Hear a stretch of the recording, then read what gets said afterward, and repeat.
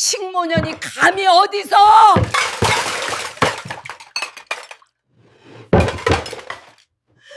시어머니가 밥상을 엎었습니다. 30년간 저는 이렇게 살았습니다. 고아년이라 불리며 매일 뺨을 맞았습니다. 남편은 제 돈으로 바람을 피웠습니다. 시아버지는 제 빌딩에서 건물주 행세를 했습니다. 이혼이 확정되던 날 시댁은 저를 쫓아내고 62층에서 파티를 열었습니다. 저는 조용히 전화기를 꺼냈습니다. 최 변호사님, 이제 시작하죠. 그날 밤 파티장에 불이 꺼졌습니다. 1조짜리 빌딩의 진짜 주인이 돌아왔습니다. 시댁은 몰랐습니다. 제가 성진그룹 창업주의 숨겨진 친딸이라는 것을. 과연 무슨 일이 벌어졌을까요? 사연 시작 전에 구독과 좋아요를 눌러주시고 어디에서 듣고 계신지 댓글 남겨주시면 그곳으로 행복이 가득할 수 있도록 바라겠습니다. 부산 가정법원 정문 앞이었습니다. 12월의 차가운 바람이 법원 계단을 휘감아 돌았죠. 그 계단 아래에 검은색 마이바흐 한 대가 조용히 대기하고 있었습니다. 법원 유리문이 열리고 한 여자가 천천히 걸어 나왔습니다. 이수진, 올해 52살이었습니다. 그녀의 손에는 이혼 확정 판결문이 들려 있었죠. 30년이었습니다. 꼬박 30년을 참고 견뎌온 세월이 이 종이 한 장으로 끝이 났습니다. 수지는 계단을 한 칸 한 칸 내려오면서 깊은 숨을 내쉬었습니다. 겨울 공기가 폐 속 깊이 스며들었죠. 차갑지만 시원했습니다. 마치 30년 동안 가슴 속에 꽉 막혀 있던 것이 조금씩 녹아내리는 것 같았어요. 바로 그때 수진의 휴대폰이 진동했습니다. 화면을 확인하는 순간 수진의 눈동자가 미세하게 흔들렸습니다. 메시지 한 줄이 떠 있었죠. 해운타워 소유권 이전 등기 완료. 수진의 입꼬리가 천천히 올라갔습니다. 1조 원짜리 건물이었습니다. 52년 전 자신을 고아원에 버리고 떠났던 친아버지가 죽기 전에 남긴 유일한 선물이었죠. 이혼이 성립되는 순간 완전한 소유권이 넘어오도록 설계된 신탁이었습니다. 그리고 오늘 드디어 그 조건이 충족되었습니다. 수진이 휴대폰을 가방에 넣으려는 순간 뒤에서 거친 발소리가 들려왔습니다. 야, 이수진. 전 남편 정민수였습니다. 56살의 그 남자는 헐레벌떡 뛰어와 수진 앞을 가로막았죠. 얼굴이 벌겋게 달아올라 있었습니다. 법정에서 재산분할 한 푼도 받지 못했다는 판결을 들은 직후였으니까요. 뭐가 그렇게 좋아서 웃어? 민수가 수진의 얼굴을 들여다보며 비아냥거렸습니다. 술 냄새가 났습니다.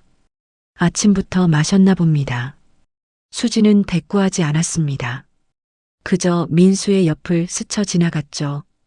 30년 전 같았으면 고개를 숙이고 사과했을 겁니다. 하지만 지금은 달랐습니다. 더 이상 그럴 이유가 없었어요. 어딜까? 민수가 뒤에서 고함쳤습니다. 빈털털이 돌싱년아. 어디서 잘난 척이야. 수진의 발걸음이 잠깐 멈췄습니다. 어깨가 미세하게 굳었죠. 하지만 수진은 뒤돌아보지 않았습니다. 입술을 꾹 다문 채 다시 걸음을 옮겼습니다. 마이바흐 옆에 서 있던 수행기사가 재빨리 뒷문을 열었습니다. 수진이 차에 올라타자 문이 부드럽게 닫혔죠. 바깥에서 민수가 뭐라고 소리치는 것이 희미하게 들렸지만 차 안은 고요했습니다. 차가 출발했습니다. 수진은 창밖을 바라보며 휴대폰을 꺼냈습니다. 최영태 변호사에게 전화를 걸었죠. 저예요. 등기 확인했어요. 수진의 목소리는 낮고 차분했습니다. 하지만 그 안에는 단단한 결기가 서려 있었죠. 건물 출입 통제 권한을 생체 인식으로 바꿔주세요. 그리고 62층 스카이라운지 전력을 10분 후에 차단해 주세요. 전화를 끄는 수진의 눈빛이 창밖 풍경을 향했습니다. 해운대 쪽으로 솟아있는 거대한 건물이 보였습니다. 해운타워. 이제 완전히 자신의 것이 된 그 건물 꼭대기에서 지금 무슨 일이 벌어지고 있는지 수지는 정확히 알고 있었습니다. 바로 그 시각 해운타워 62층 스카이라운지에서는 성대한 파티가 한창이었습니다. 샴페인 잔이 부딪히는 소리, 웃음소리, 축하 인사가 넘쳐났죠. 시아버지 정대호가 하객들 사이를 누비고 있었습니다. 올해 80살인 그 노인은 손에 샴페인 잔을 들고 의기양양하게 걸어다녔습니다. 옆에서는 시어머니 김영순이 캐비어를 담은 접시를 손님들에게 돌리고 있었죠. 77살의 그녀는 오늘 특별히 명품 한복을 차려입고 나왔습니다. 정대호가 마이크를 잡았습니다. 홀 안이 조용해졌죠. 여러분, 오늘 정말 기쁜 날입니다. 그의 목소리가 스피커를 타고 울려 퍼졌습니다. 드디어 그 고아년을 내쫓았습니다. 하객들 사이에서 웃음이 터져 나왔습니다. 박수 소리가 이어졌죠. 정대호가 두 팔을 벌리며 외쳤습니다. 이제 이 1조짜리 빌딩은 완전히 내 겁니다. 바로 그 순간이었습니다. 스카이라운지의 모든 전등이 일제히 꺼졌습니다. 칠흑 같은 어둠이 홀 전체를 삼켰죠. 비상벨이 요란하게 울리기 시작했습니다. 뭐야 이게? 정전이야? 하객들이 우왕좌왕하기 시작했습니다. 누군가 비명을 질렀고 샴페인 잔이 바닥에 떨어져 깨지는 소리가 들렸죠. 그때 현관문이 천천히 열렸습니다. 복도에서 들어오는 비상등 불빛을 배경으로 검은 실루엣들이 하나둘 모습을 드러냈습니다. 경호원 4명이 먼저 들어섰고 법원 집행관 2명이 그 뒤를 따랐죠. 그리고 마지막으로 이수진이 천천히 안으로 걸어 들어왔습니다. 비상등 불빛이 그녀의 얼굴을 비췄습니다. 차갑고 단호한 표정이었습니다. 30년간 고아년이라 불리며 숱한 구박을 받아온 그 며느리가 이제는 완전히 다른 눈빛으로 시댁 식구들을 바라보고 있었죠. 정대호의 얼굴이 순식간에 굳어졌습니다. 손에 들고 있던 마이크가 바닥으로 떨어졌습니다. 그날 밤이었습니다. 시댁 식구들을 모두 내쫓은 후 수지는 혼자 건물 옥상에 올라가 있었습니다. 해운대 야경이 발 아래 펼쳐져 있었죠. 그녀의 휴대폰이 울렸습니다. 화면을 보니 낯선 번호였습니다. 여보세요? 전화기 너머로 차갑고 낮은 남자 목소리가 들려왔습니다. 이수진 씨입니까? 저는 성진그룹 이재훈 부회장입니다. 수진의 손이 미세하게 떨렸습니다. 이재훈, 친아버지 이병철 회장의 본처 소생 장남이었습니다. 수진에게는 이복 오빠가 되는 사람이었죠. 아버지 유언장을 받습니다. 이재훈의 목소리는 감정이 실려있지 않았습니다. 하지만 우리 가족은 숨겨진 이복 동생을 인정할 수 없습니다. 앞으로 성진그룹과는 아무 관계가 없는 것으로 하겠습니다. 전화가 끊어졌습니다. 수지는 한동안 휴대폰을 들고 서 있었습니다. 바닷바람이 머리카락을 흩날렸죠. 입술을 깨물었습니다. 시댁을 쫓아낸 시원함이 있었습니다. 하지만 동시에 친아버지 쪽 가족에게서 거부당한 씁쓸함도 밀려왔죠. 두 가지 감정이 가슴속에서 뒤엉켰습니다. 수지는 천천히 고개를 들어 하늘을 올려다보았습니다. 별이 총총히 박혀 있었습니다. 52년 전 태어나자마자 고아원에 버려졌던 아기, 18년간 고아원에서 자라났던 소녀, 30년간 시댁에서 고아년이라 불리며 구박받았던 며느리, 그 모든 세월이 이제야 끝을 향해 가고 있었습니다. 하지만 수지는 알고 있었습니다. 이건 끝이 아니라 시작이라는 것을요. 시댁 식구들이 조용히 물러날 사람들이 아니라는 것을요. 수지는 주먹을 꽉 쥐었습니다. 차가운 바닷바람 속에서 그녀의 눈빛만은 뜨겁게 타오르고 있었습니다. 다음 날 아침이었습니다. 해운타워 62층 스카이라운지에는 어젯밤 파티의 잔해가 그대로 널려 있었죠. 깨진 샴페인 잔, 바닥에 떨어진 캐비어, 뒤집어진 의자들.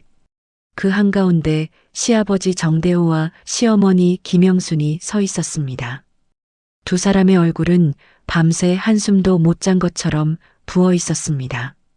어젯밤 갑자기 들이닥친 경호원들에게 쫓겨나듯 아래층 로비로 내려왔다가 새벽이 되어서야 겨우 다시 올라올 수 있었거든요. 엘리베이터 문이 열렸습니다. 수진이 천천히 걸어 들어왔죠. 손에는 서류 한 장이 들려 있었습니다. 정대호가 수진을 보자마자 얼굴이 벌겋게 달아올랐습니다. 이것이 내년이 감히 어젯밤에 그게 무슨 짓이야. 고함이 터져 나왔습니다. 하지만 수진은 눈 하나 깜짝하지 않았죠. 30년 전이었다면 벌벌 떨며 고개를 숙였을 겁니다. 하지만 지금은 달랐습니다. 수진이 손에 들고 있던 서류를 시아버지 앞으로 내밀었습니다. 퇴거 명령서예요. 정대호가 서류를 낚아챘습니다. 눈이 휘둥그레졌죠. 서류를 읽어 내려가는 그의 손이 파르르 떨리기 시작했습니다. 옆에 있던 시어머니가 달려와 서류를 들여다보았습니다. 소유자란에 선명하게 적힌 세 글자가 눈에 들어왔죠. 이수진. 시어머니의 얼굴이 하얗게 질렸습니다. 이게 무슨... 정대호가 뒷목을 잡았습니다. 다리에 힘이 풀렸는지 비틀거렸죠. 옆에 있던 의자를 붙잡고 겨우 쓰러지지 않았습니다. 수진이 가방에서 태블릿을 꺼냈습니다. 화면을 켜자 숫자들이 빼곡하게 나열된 표가 떴죠. 이건 뭔지 아시죠? 수진의 목소리는 차분했습니다. 하지만 그 안에는 30년간 쌓인 한이 서려 있었죠. 관리비 계좌 입출금 내역이에요. 지난 10년간 총 15억 원이 빠져나갔더라고요. 정대호의 눈이 흔들렸습니다. 입술이 바짝 말랐죠. 수진이 화면을 넘겼습니다. 부동산 등기부등본이 나타났습니다. 해운대 마린시티 아파트 2019년에 매입됐네요. 수령인 이름이 박미선이라고 되어 있어요. 순간 시어머니의 표정이 굳어졌습니다. 박미선? 그게 누구야? 정대호가 당황한 기색을 감추지 못했습니다. 눈을 이리저리 굴리며 더듬거렸죠. 그건 사업상 알게 된 20년이에요. 수진이 말을 끊었습니다. 20년 동안 만나온 내연녀예요. 횡령한 돈으로 아파트까지 사줬더라고요. 시어머니의 얼굴이 순식간에 불그락푸르락해졌습니다. 눈이 부릅떠졌죠. 뭐라고? 당신이 20년 동안 나 몰래 여자를 만났어? 목소리가 찢어질 듯이 높아졌습니다. 그래서 맨날 사업 미팅이라고 늦게 들어온 거야? 그게 다 여자 만나러 간 거였어? 정대호가 목청을 높였습니다. 야, 너는 내가 쓴 돈은 어디서 났는데? 백화점에서 명품 쓸어 담은 돈. 시댁 부부가 서로를 향해 고함을 지르기 시작했습니다. 30년간 함께 며느리를 구박하던 두 사람이 이제는 서로의 목을 물어뜯을 기세였죠. 수진이 다시 태블릿 화면을 넘겼습니다. 법인카드 사용 내역이 쭉 나열되어 있었죠. 어머님, 이것도 보실래요? 시어머니가 화면을 들여다보았습니다. 백화점 명품관, 보석가게, 고급 한정식집, 수천만 원짜리 결제 내역이 줄줄이 이어져 있었죠. 횡령한 돈으로 쓰신 거예요. 공범이시네요. 시어머니의 입이 벌어졌다 다물어졌습니다. 할 말을 잃은 거였죠. 수진이 뒤에 서 있던 경호원들에게 고개를 끄덕였습니다.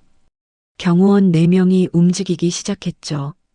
스카이라운지 한쪽에 쌓여 있던 명품 가방들, 보석함, 모피 코트가 차례로 압수되어 나갔습니다. 시어머니가 비명을 질렀습니다. 안 돼. 그건 내 거야. 경호원에게 달려들었지만 막을 수 없었습니다. 수진이 담담하게 말했습니다. 입고 계신 옷과 여행 가방 2개만 가져가세요. 나머지는 전부 압수합니다. 시아버지가 울분을 터뜨렸습니다. 2년이 내가 감히 30년을 먹여 살려줬더니. 수진의 눈빛이 차갑게 빛났습니다. 30년간 참아왔던 말이 입술 끝까지 올라왔죠. 하지만 수진은 그 말을 삼켰습니다. 대신 경호원들에게 지시했습니다. 내보내세요. 경호원들이 시댁 식구들을 엘리베이터로 끌고 갔습니다. 시아버지는 고함을 질렀고 시어머니는 울부짖었죠. 하지만 아무도 멈추지 않았습니다. 건물 뒷문으로 밀려난 시댁 부부는 길 위에 멍하니 서 있었습니다. 손에는 여행 가방 2개가 전부였죠. 시어머니가 휴대폰을 꺼내 카드 결제를 시도했습니다. 택시라도 타려고 했던 거예요. 결제 거부. 다른 카드를 꺼냈습니다. 결제 거부. 모든 카드가 막혀 있었습니다. 지갑을 뒤졌죠. 현금이라고는 5만 원짜리 한 장이 전부였습니다. 시어머니의 다리에 힘이 풀렸습니다. 길바닥에 주저앉았죠. 어떻게? 이제 우리 어떻게? 정대호는 아무 말도 하지 못했습니다. 80년을 살아오면서 이렇게 무력하게 느껴진 적이 없었죠. 해가 지고 있었습니다. 찜질방에 가려 해도 돈이 모자랐습니다. 두 노인은 건물 주변을 서성였죠. 추위가 뼛속까지 스며들었습니다. 밤이 깊어지자 두 사람은 건물 지하 주차장 구석으로 몰래 들어갔습니다. 오래된 지하 창고가 있었거든요. 문이 열려 있었죠. 안으로 들어가니 곰팡이 냄새가 코를 찔렀습니다. 버려진 박스들이 쌓여 있었고 천장에서는 물이 뚝뚝 떨어지고 있었죠. 시어머니가 구석에 주저앉았습니다. 바닥이 차가웠습니다. 정대호가 버려진 박스를 주워와 바닥에 깔았죠. 일단 여기서 자. 두 사람은 서로 등을 맞대고 첫밤을 보냈습니다. 어제까지만 해도 62층 스카이라운지에서 1조짜리 건물이 자기 것이라고 외치던 사람들이었죠. 그 시각 건물 밖 어두운 골목에서 누군가 이 장면을 멀리서 지켜보고 있었습니다. 정미영이었습니다. 정민수의 여동생이자 수진의 시누이였죠. 올해 52살이었습니다. 미영은 눈물을 흘리고 있었습니다. 30년 동안 가족들이 형수를 고한년이라 부르며 구박하는 걸 지켜봤죠. 마음속으로는 늘 미안했습니다. 하지만 가족에게 반기를 들 용기가 없었어요. 그저 침묵했습니다. 그 침묵이 지금 자신을 짓누르고 있었죠. 미영이 휴대폰을 꺼냈습니다. 주소록에서 형수의 번호를 찾았죠. 손가락이 통화 버튼 위에서 멈췄습니다. 아직은 용기가 나지 않았습니다. 휴대폰을 주머니에 넣고 미영은 어둠 속으로 발걸음을 돌렸습니다. 하지만 가슴 속에서는 무언가가 꿈틀거리고 있었죠. 언젠가는 말해야 한다는 것. 자신만이 알고 있는 진실이 있다는 것. 그 진실이 형수에게 꼭 필요하다는 것을요. 며칠이 지났습니다. 지하 창고에서의 생활은 처참했죠. 정대호는 매일 아침 화장실에서 찬물로 얼굴을 씻었습니다. 거울에 비친 자신의 얼굴이 낯설었죠. 볼이 푹 꺼지고 눈 밑에는 시커먼 그늘이 내려앉아 있었습니다. 그날도 정대호는 화장실 세면대 앞에 서 있었습니다. 차가운 물로 얼굴을 씻고 고개를 들었죠. 거울 속 자신의 모습이 한심하게 느껴졌습니다. 일주일 전만 해도 1조짜리 빌딩 주인이라고 큰 소리치던 사람이었는데 지금은 지하창고 신세였으니까요.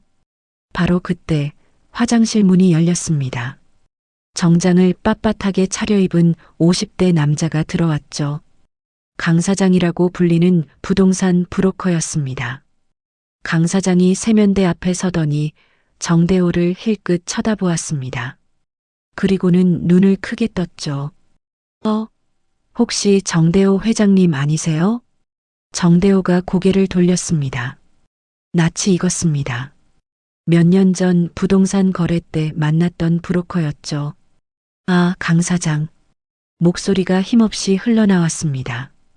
강 사장이 정대호의 행색을 위아래로 훑어보았습니다.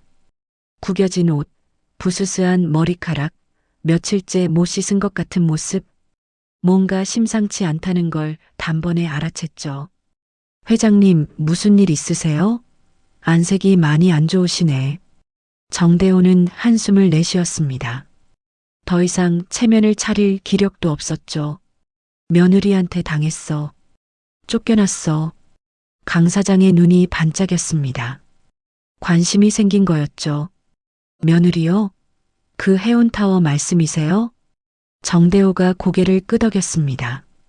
그러자 강 사장이 주위를 둘러보더니 목소리를 낮췄습니다. 회장님, 저한테 좋은 방법이 있는데 잠깐 얘기 좀 하시죠. 두 사람은 화장실을 나와 건물 뒤 골목으로 걸어갔습니다. 사람 눈을 피할 수 있는 곳이었죠. 강 사장이 담배를 꺼내 물었습니다. 연기를 내뿜으며 말했죠. 건물 되찾을 방법이 있어요. 정대호의 눈이 커졌습니다. 뭐, 방법이 있어? 강 사장이 고개를 끄덕였습니다. 이면 계약서를 만드는 거예요. 그 이병철 회장 있잖아요. 돌아가신 성진그룹 회장. 그 양반이 사돈인 회장님한테 건물 운영권을 위임했다는 비밀 계약서를 만드는 거죠. 정대호가 의심스러운 눈으로 쳐다보았습니다. 그런 게 가능해? 강 사장이 자신 있게 웃었습니다. 제가 아는 사람이 있어요. 필체도 인감도 똑같이 만들 수 있습니다. 전문가예요. 정대호의 가슴이 두근거리기 시작했습니다. 한 줄기 희망이 보이는 것 같았죠. 비용은 얼마야? 1억이요. 정대호의 얼굴이 굳어졌습니다. 지금 수중에는 돈이 한 푼도 없었으니까요. 강 사장이 그 표정을 읽었습니다. 지금 당장 안 주셔도 돼요. 나중에 건물 되찾으시면 그때 주시면 됩니다. 정대호의 눈에 빛이 돌아왔습니다. 강 사장의 손을 덥석 잡았죠.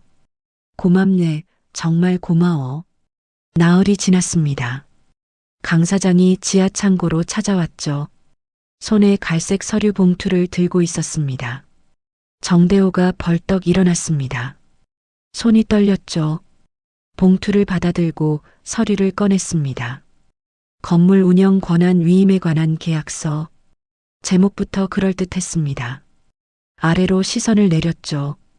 본인 이병철은 해운타워의 모든 운영권을 사돈 정대호에게 영구히 위임한다. 정대호의 입꼬리가 올라갔습니다. 서류 아래쪽에는 이병철이라는 서명과 함께 빨간 인감까지 선명하게 찍혀 있었죠. 진짜와 구분이 안 될 정도로 정교했습니다. 옆에 있던 시어머니가 다가와 서류를 들여다보았습니다. 이게 진짜야? 진짜보다 더 진짜 같아. 정대호가 만족스럽게 웃었습니다. 이거면 그 고한연 끝이야. 바로 그때 정민수가 지하 창고로 들어왔습니다. 아버지가 연락을 했던 거였죠. 민수는 서류를 받아들고 찬찬히 읽어보았습니다. 아버지, 이걸로 바로 법정 가면 안 돼요. 정대호가 고개를 갸웃거렸습니다. 왜? 민수가 서류를 내려놓으며 말했습니다. 일단 여론전부터 해야죠. 법정까지 갈 필요 없이 언론으로 압박하는 거예요. 민수의 눈이 빛났습니다. 건물 앞에서 시위하는 거예요. 피켓 들고 울면서 호소하면 유튜버들이 몰려들 거예요. 요즘 이런 거 조회수 엄청 나오거든요. 고아 출신이 재벌 행세한다.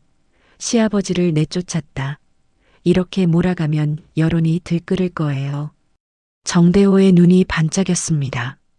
아들의 말이 그럴듯하게 들렸죠. 그래, 좋아. 여론을 먼저 만드는 거야.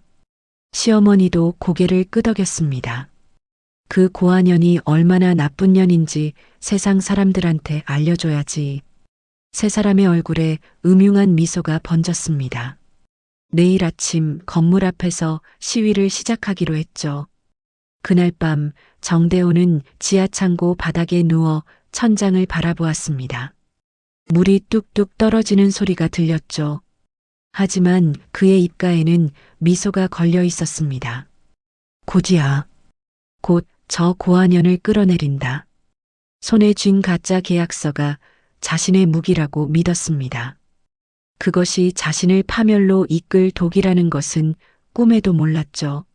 한편 같은 시각 해운타워 꼭대기층에서는 수진이 창밖을 바라보고 있었습니다. 최영태 변호사에게서 전화가 왔죠. 시아버님 쪽에서 움직임이 있습니다. 브로커를 만났다는 정보가 들어왔어요. 수진의 눈빛이 차갑게 가라앉았습니다. 예상했어요. 그 사람들이 조용히 있을 리 없죠. 수진은 전화를 끊고 책상 서랍을 열었습니다. 안에는 30년간 모아둔 증거 서류들이 빼곡하게 정리되어 있었죠. 수진은 나지막이 중얼거렸습니다. 오세요. 기다리고 있을게요. 다음 날 아침 8시였습니다. 해운타워 정문 앞에 정대호가 나타났죠. 목에는 커다란 피켓이 걸려 있었습니다. 고아 출신이 재벌 행세하며 시아버지를 쫓아냈습니다. 빨간 글씨가 선명했습니다. 정대호는 일부러 가장 눈에 잘 띄는 자리에 섰죠. 건물 정문 바로 앞 출근하는 사람들이 모두 지나가는 곳이었습니다. 옆에는 시어머니 김영순도 서 있었습니다. 그녀의 피켓에는 이렇게 적혀 있었죠. 30년 동안 키워준 은혜를 배신했습니다. 두 노인은 연극을 시작했습니다. 시어머니가 먼저 울음을 터뜨렸죠. 우리가 뭘 잘못했다고. 30년을 정성껏 키워줬는데. 목소리가 갈라졌습니다. 눈물이 주르륵 흘러내렸죠. 연기인지 진심인지 알 수 없었습니다. 어쩌면 둘 다였을지도 모릅니다. 출근하는 사람들이 하나둘 발걸음을 멈추기 시작했습니다. 호기심 어린 눈으로 쳐다보았죠. 수군거리는 소리가 들려왔습니다. 저거 뭐야? 시아버지를 쫓아냈다고? 요즘 세상에 저런 며느리가 다 있어? 정대호가 목청을 높였습니다. 여러분, 들어보세요. 제 며느리가 저희를 길바닥에 내쫓았습니다. 구경꾼들이 점점 늘어났습니다. 10명, 20명, 30명. 금세 인파가 모여들었죠. 그때 삼각대를 든 사람들이 나타났습니다. 유튜버들이었습니다. 누군가 온라인 커뮤니티에 제보를 올렸던 거였죠. 1조짜리 빌딩 앞에서 시아버지가 시위 중이라고요. 유튜버 서너 명이 카메라를 정대호에게 맞췄습니다. 빨간 불이 들어왔죠. 실시간 방송이 시작된 거였습니다. 지금 부산 해운타워 앞입니다. 시아버지가 며느리한테 쫓겨났다며 시위 중인데요. 유튜버가 마이크를 정대호에게 내밀었습니다. 어르신, 무슨 일이신지 말씀해 주세요. 정대호가 기다렸다는 듯이 입을 열었습니다. 목소리에 힘을 잔뜩 줬죠. 제 며느리가 고아원 출신입니다. 불쌍해서 우리 집안으로 데려왔어요. 30년 동안 먹이고 재우고 키워줬습니다. 그런데 이제 와서 저희를 길바닥에 내쫓았어요. 시어머니가 옆에서 거들었습니다. 맞아요. 우리가 없었으면 저 여자는 아무것도 아니었어요. 은혜도 모르는 것이. 유튜버의 눈이 반짝였습니다. 이건 대박 소재였죠. 조회수가 터질 게 뻔했습니다. 그런데 이 건물이 원래 누구 건물이에요? 정대호가 품에서 서류를 꺼냈습니다. 며칠 전 강 사장에게 받은 그 가짜 계약서였죠. 이게 증거입니다. 이병철 회장님이 저한테 이 건물 운영권을 위임한다는 계약서예요. 그러니까 원래 이 건물은 제 겁니다. 카메라가 서류를 클로즈업했습니다. 실시간 채팅창이 폭발했죠. 와, 진짜야? 이병철 회장이면 성진그룹? 고아 출신이 어떻게 1조 빌딩을? 방송은 순식간에 퍼져나갔습니다. 1시간도 안 돼서 실시간 검색어에 올랐죠. 가짜 재벌 딸 의혹, 고아원 출신 며느리의 배신. 자극적인 제목의 기사들이 쏟아졌습니다. 온라인 커뮤니티는 난리가 났습니다. 댓글이 수천 개씩 달렸죠. 고아 주제에 시아버지를 쫓아내. 요즘 며느리들 무섭다. 근데 저 계약서 진짜야? 뭔가 이상한데. 여론은 둘로 갈렸습니다. 하지만 자극적인 제목 탓에 수진을 비난하는 목소리가 더 컸죠. 오전 10시가 되었습니다. 수진이 출근하기 위해 차에서 내렸죠. 평소처럼 건물 정문으로 향했습니다. 그런데 정문 앞 풍경이 심상치 않았습니다. 사람들이 바글바글 모여 있었죠. 카메라 플래시가 여기저기서 터졌습니다. 수진이 걸음을 멈췄습니다. 무슨 일인가 싶었죠. 그 순간 유튜버들이 수진을 발견했습니다. 저기다. 저 사람이야. 우르르 달려왔습니다. 마이크가 수진의 얼굴 앞으로 쑥쑥 들이밀어졌죠. 플래시가 눈앞에서 터졌습니다. 수진은 눈을 질끈 감았다 떴습니다. 시아버지를 쫓아낸 게 사실입니까? 고아원 출신이라는 게 사실이에요? 이 건물 어떻게 손에 넣은 거예요? 질문이 쏟아졌습니다. 수진은 입을 다문 채 걸음을 옮기려 했죠. 하지만 사람들이 길을 막고 있었습니다.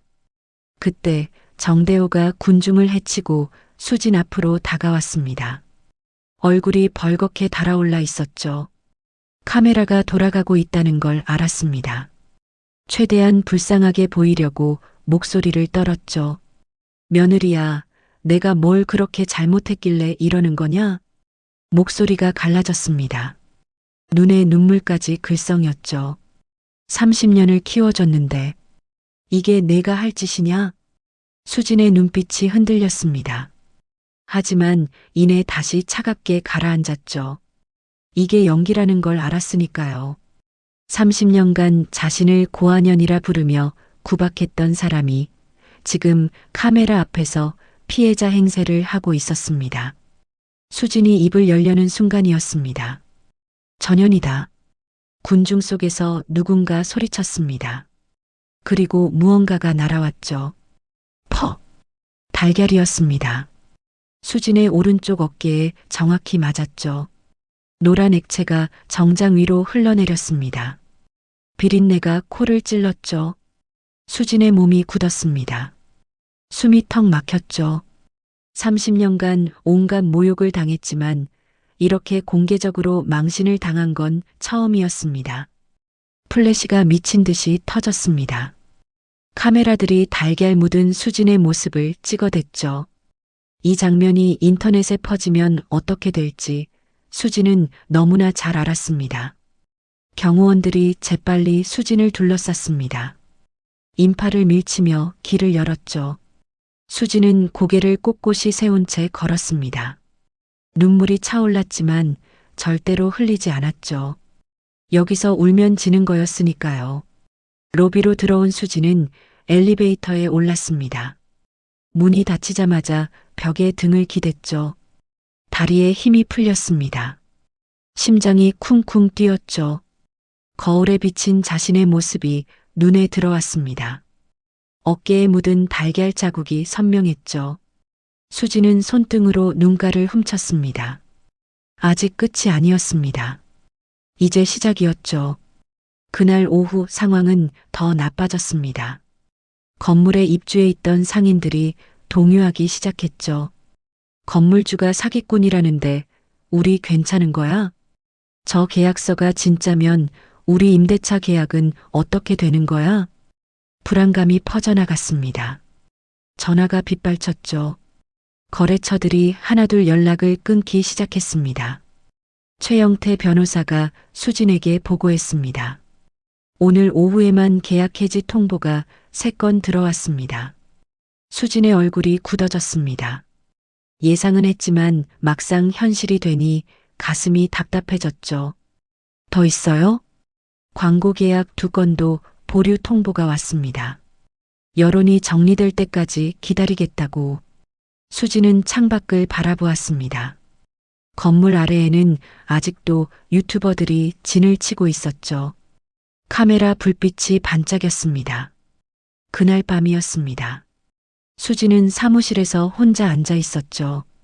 책상 위에는 정리해야 할 서류들이 쌓여 있었습니다. 하지만 손이 가지 않았어요. 휴대폰이 울렸습니다. 모르는 번호였죠. 평소 같으면 받지 않았을 겁니다. 하지만 왠지 모르게 손이 갔어요. 여보세요? 전화기 너머로 떨리는 여자 목소리가 들려왔습니다. 언니, 저 미영이에요. 수진의 손이 멈췄습니다. 미영, 남편의 여동생이자 시누이였죠. 30년간 한 지붕 아래 살았지만 이렇게 먼저 연락해 온 적은 한 번도 없었습니다. 갑자기 무슨 일이에요? 목소리가 차갑게 나왔습니다. 경계심이 들었거든요. 시댁 식구 중 하나였으니까요. 미영의 목소리가 다시 들려왔습니다. 울먹이는 것 같았죠. 언니, 꼭 드릴 말씀이 있어요. 제발 한 번만 만나주세요. 수지는 대답하지 않았습니다. 전화기를 들고 한동안 침묵했죠. 머릿속이 복잡했습니다. 미영은 30년간 가족들이 자신을 구박할 때 한마디도 거들지 않았습니다. 하지만 막지도 않았죠. 그저 침묵했습니다. 그 침묵이 동조나 다름없다고 생각했었죠. 왜요? 무슨 말인데요? 전화로는 드리기 어려워요. 직접 만나서 드려야 할 게 있어요. 수진의 눈빛이 흔들렸습니다. 드려야 할 게 있다는 말이 마음에 걸렸죠. 알았어요. 내일 만나요. 전화를 끊은 수진은 휴대폰을 내려다보았습니다.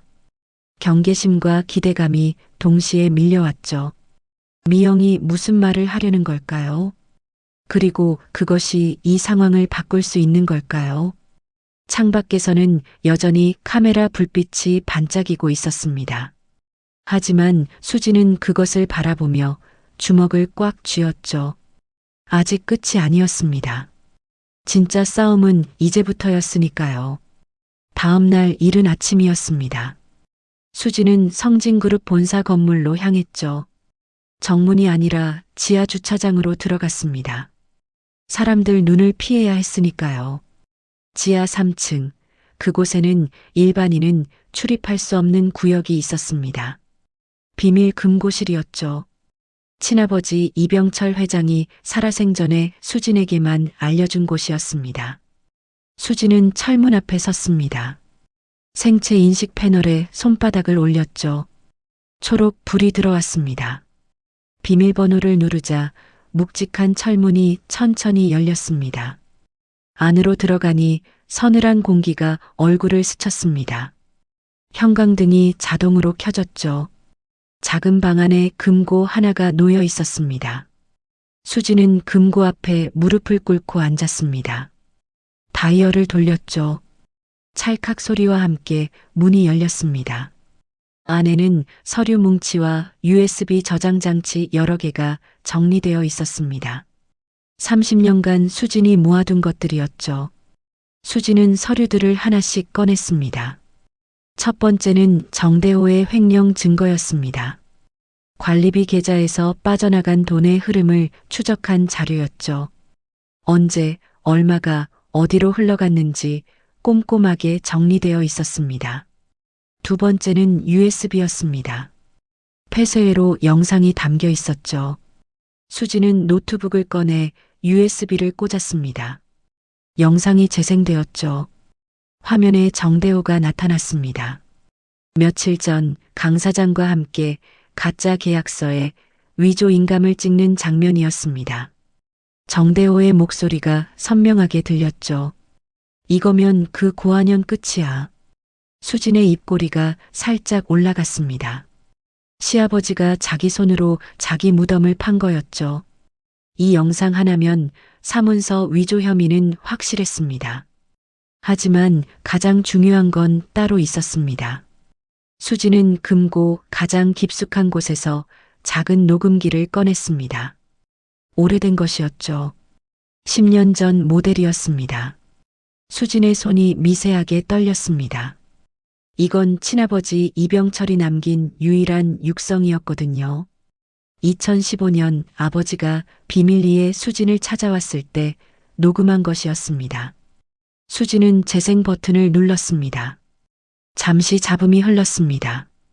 그리고 낮고 허스키한 남자 목소리가 들려왔죠. 수진아. 수진의 심장이 덜컥 내려앉았습니다. 아버지의 목소리였습니다. 52년을 살면서 단 한 번도 아버지라고 부르지 못한 사람. 자신을 태어나자마자 고아원에 버린 사람. 하지만 동시에 말년에 자신을 찾아와 이 건물을 남겨준 사람이었죠. 녹음이 계속되었습니다. 수진아, 너는 내 친딸이다. 목소리가 떨리고 있었습니다. 나이든 남자의 후회와 죄책감이 묻어났죠. 52년 전에 내가 잘못했어. 너를 고아원에 보낸 것을 평생 후회했다. 수진의 눈에서 눈물이 흘러내렸습니다. 입술을 깨물었지만 소용없었죠. 눈물이 멈추지 않았습니다. 그때 본처가 내 어머니를 협박했어. 아이를 없애지 않으면 가만두지 않겠다고. 내 어머니는 차마 그럴 수 없어서 너를 낳았고 나는 비겁하게도 너를 고아원에 맡겼다. 녹음 속 아버지의 목소리도 울먹이고 있었습니다. 용서해다오. 이 아비를 용서해다오. 수지는 두 손으로 얼굴을 감쌌습니다. 어깨가 들썩였죠. 52년간 아버지라 부르지 못한 한이 한꺼번에 터져나왔습니다. 녹음은 계속되었습니다. 이 빌딩은 내 거야. 내가 평생 모은 것 중에 가장 값진 것을 너에게 주고 싶었다. 수진아, 너는 성진의 진짜 후계자다. 당당하게 살아라. 녹음이 끝났습니다. 수진은 한동안 움직이지 못했죠. 서늘한 금고실 안에서 혼자 울었습니다. 아무도 없는 곳에서 52년간의 눈물을 쏟아냈습니다. 얼마나 지났을까요? 수진은 눈물을 닦고 자리에서 일어났습니다. 거울에 비친 자신의 얼굴을 보았죠. 눈이 퉁퉁 부어 있었습니다. 하지만 눈빛은 단단했죠. 아버지, 저 이길게요. 수진은 증거들을 가방에 담았습니다. 이제 남은 건 정미영을 만나는 일이었죠. 오후 2시 해운대의 한적한 카페였습니다. 창가 자리에 수진이 먼저 앉아 있었죠. 커피 한 잔을 시켜놓고 창밖을 바라보고 있었습니다. 카페 문이 열렸습니다. 정미영이 들어왔죠. 올해 52살 수진과 동갑이었습니다. 하지만 오늘따라 더 늙어 보였죠. 얼굴이 초췌했고 눈 밑에는 다크서클이 짙게 내려앉아 있었습니다. 미영이 수진 앞에 앉았습니다. 두 사람은 잠시 말없이 서로를 바라보았죠. 오랜만이에요, 언니. 미영이 먼저 입을 열었습니다. 목소리가 떨리고 있었죠. 오랜만이네요. 수진의 대답은 담담했습니다. 하지만 그 안에는 경계심이 서려 있었죠. 30년간 같은 지붕 아래 살았지만 한 번도 자신 편을 들어주지 않았던 사람이었으니까요. 미영이 가방에서 갈색 봉투 하나를 꺼냈습니다. 봉투가 두툼했죠. 뭔가 서류가 잔뜩 들어있는 것 같았습니다. 이게 뭐예요? 수진이 물었습니다. 미영이 봉투를 수진 앞으로 밀었습니다. 아버지가 횡령한 돈의 장부 원본이에요. 수진의 눈이 커졌습니다. 5년 전부터 조금씩 몰래 복사해뒀어요. 아버지 서재에 숨겨져 있었거든요. 수진이 봉투를 열었습니다. 안에는 손으로 쓴 장부가 빼곡했죠. 날짜, 금액, 용도가 세세하게 적혀 있었습니다. 정대호의 글씨였습니다. 이걸 왜 이제야 주는 거예요? 수진의 목소리가 차가워졌습니다. 이게 있었으면 진작 쓸 수 있었잖아요. 그 말이 목까지 올라왔지만 삼켰죠. 미영의 눈에서 눈물이 흘러내렸습니다. 무서웠어요. 목소리가 갈라졌습니다. 가족을 배신하는 거잖아요. 아버지를, 오빠를 고발하는 거잖아요. 그게 너무 무서웠어요. 미영이 고개를 숙였습니다. 눈물이 테이블 위로 떨어졌죠. 30년 동안 언니 당하는 거 다 봤어요. 가족들이 언니를 고아년이라고 부를 때, 식모처럼 부려먹을 때, 저는 아무 말도 못했어요. 미영의 어깨가 떨렸습니다. 그게 얼마나 부끄러웠는지 몰라요. 저도 죄인이에요. 언니한테 용서받을 자격도 없어요. 수지는 말없이 미영을 바라보았습니다. 복잡한 감정이 밀려왔죠. 30년간 미영을 원망했습니다. 왜 한마디도 안 해주냐고, 왜 보고만 있냐고. 하지만 지금 미영의 모습을 보니 또 다른 감정이 올라왔습니다. 미영도 피해자였을지 모른다는 생각이었죠. 저 집안에서 홀로 양심을 지키며 살아가는 게 얼마나 힘들었을까. 매일 죄책감에 시달리면서도 가족을 배신할 용기가 없어서 침묵했던 거였죠. 필요하면 법정에서도 증언할게요. 미영이 고개를 들었습니다. 눈이 빨갛게 충혈되어 있었죠. 아버지가 오빠가 언니한테 뭘 했는지 다 말할게요. 30년 동안 본 것 전부 다요. 수지는 천천히 봉투를 가방에 넣었습니다. 그리고 테이블 위에 놓인 미영의 손을 가만히 잡았죠. 미영이 놀란 눈으로 수진을 보았습니다. 고마워요. 수진의 목소리는 부드러웠습니다. 늦었지만 그래도 고마워요. 미영의 눈에서 다시 눈물이 쏟아졌습니다. 이번에는 안도의 눈물이었죠. 30년간 가슴속에 품고 있던 죄책감이 조금은 녹아내리는 것 같았습니다. 카페를 나온 수지는 바로 최영태 변호사에게 전화를 걸었습니다. 기자회견을 준비해 주세요. 목소리가 단호했습니다. 건물 로비에 대형 스크린을 설치하고 기자들을 모두 불러주세요. 이번 주 안으로요. 전화기 너머로 변호사의 목소리가 들렸습니다. 증거는 다 모으신 겁니까? 수진의 입꼬리가 올라갔습니다. 네, 다 모았어요. 이제 끝낼 시간이에요.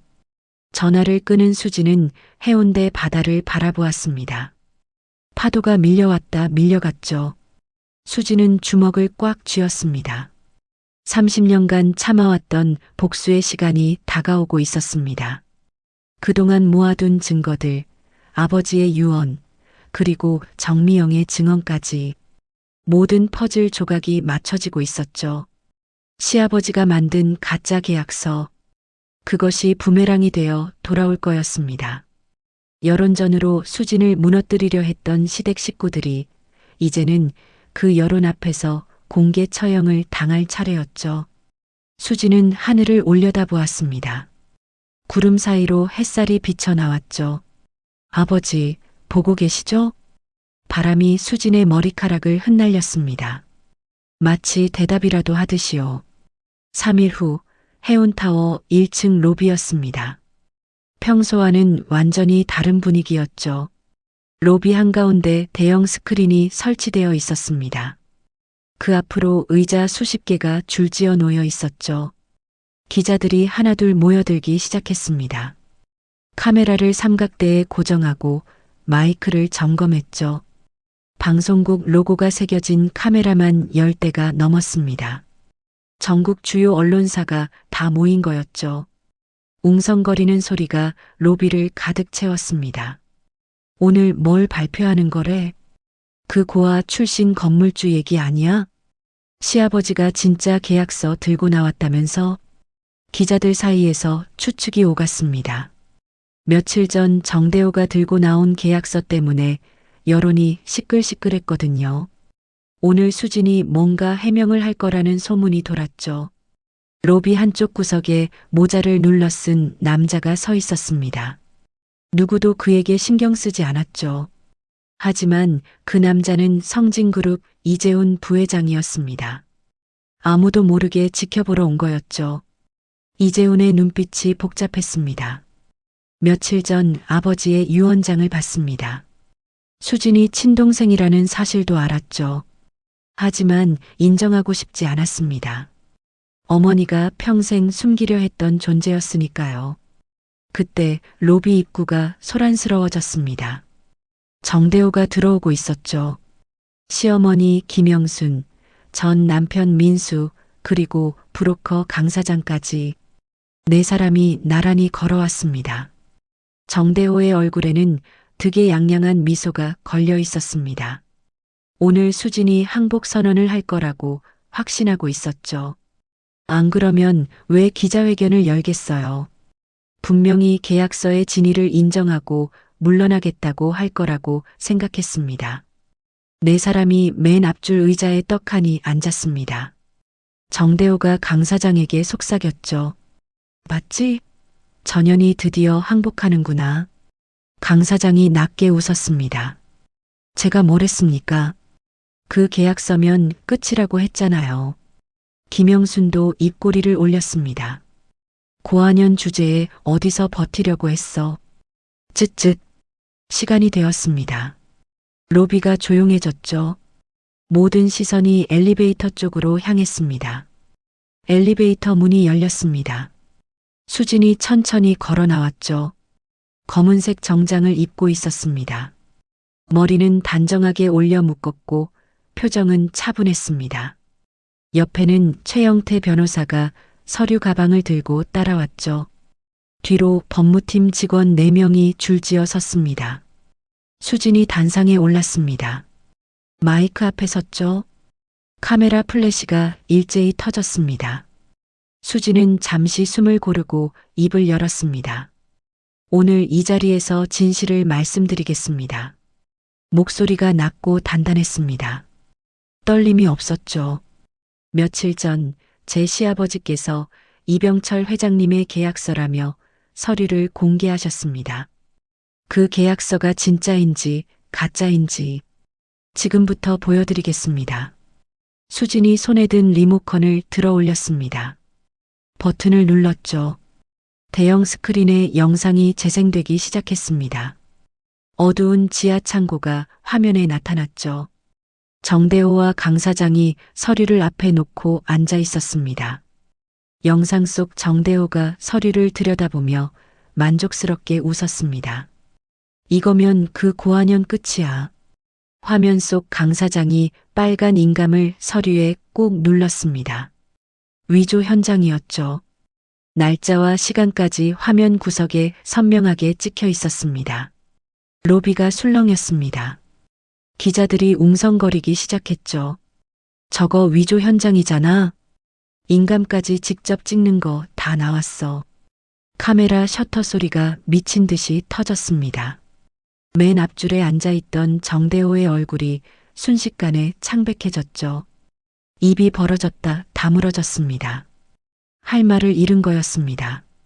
이건 정대호가 벌떡 일어났습니다. 손가락으로 스크린을 가리켰죠. 조작이야. 저건 합성된 영상이야. 하지만 아무도 그 말을 믿지 않았습니다. 영상은 너무나 선명했고 목소리도 분명히 정대호의 것이었으니까요. 수진이 다시 리모컨을 눌렀습니다. 영상이 멈추고 새로운 화면이 떴죠. 이번에는 오디오 파일이었습니다.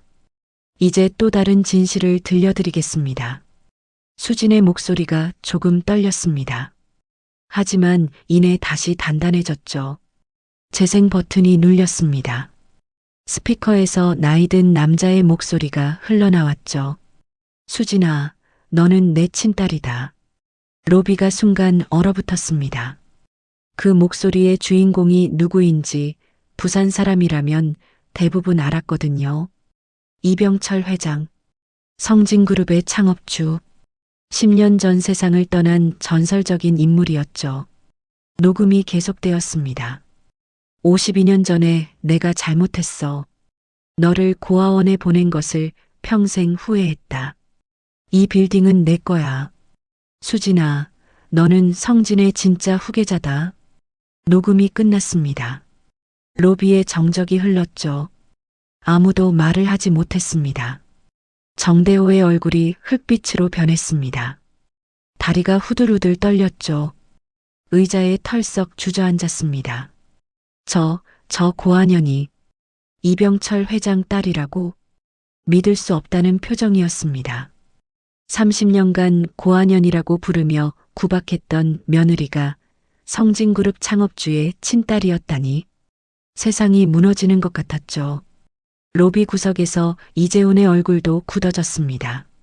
모자 챙 아래로 그의 눈이 흔들리고 있었죠. 아버지의 목소리를 듣는 순간 모든 것이 사실이라는 걸 깨달았습니다. 그때 기자석 뒤쪽에서 한 여자가 일어섰습니다. 정미영이었죠. 손에는 두툼한 서류 봉투를 들고 있었습니다. 미영이 단상 쪽으로 걸어왔습니다. 다리가 떨렸지만 멈추지 않았죠. 마이크 앞에 섰습니다. 저도 증언하겠습니다. 목소리가 떨렸습니다. 하지만 눈빛은 단호했죠. 정대호가 벌떡 일어났습니다. 미영아, 내가 어떻게 아비를...